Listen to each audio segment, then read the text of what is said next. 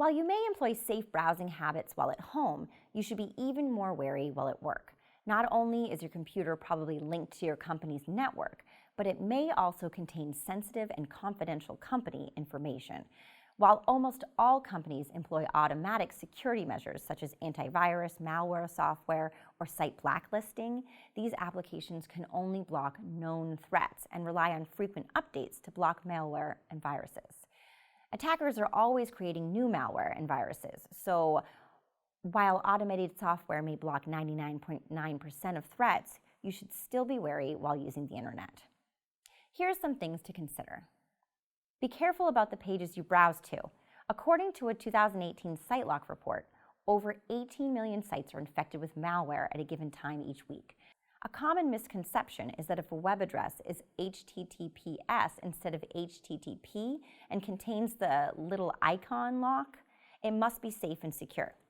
In fact, more than 80% of users believe that the mere presence of the little green lock and the word secure next to the URL means the site is safe and therefore do not think twice before entering the data.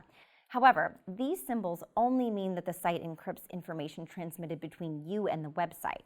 While this is a good thing, as it means the information exchange between your browser and the site is not accessible to third parties, it doesn't say anything about the site itself. A hacker can just as easily get a certificate and encrypt all the traffic that flows between you and them. While no one outside the site will be able to steal information, the site itself will have access to everything. While a site being secure is a good start, don't rely on it. Always exercise caution when entering sensitive information into a website.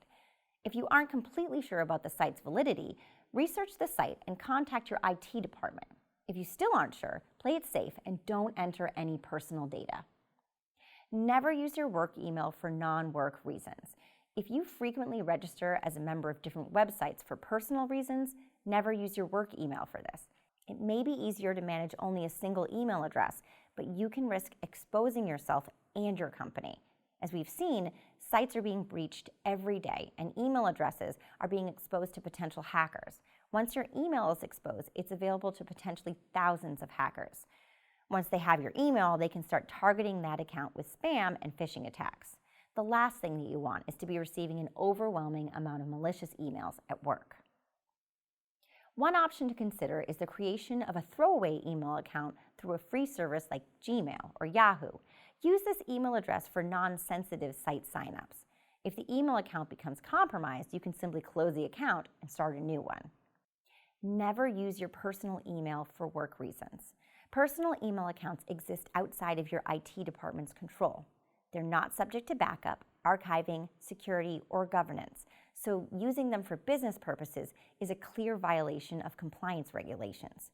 Additionally, personal emails are not stored on your company's server, so Discovery and Freedom of Information Act requests are seriously compromised and may present legal risks to your organization. It also poses serious risks of IP theft, loss of company privacy, violation of customer privacy, and the disruption of network operations due to exploits which can be implemented on computers not secured by your internal policies. Hopefully, you now agree that it's best to keep your online work and personal life separate. If you have to take your work outside the office, familiarize yourself with your company's policies.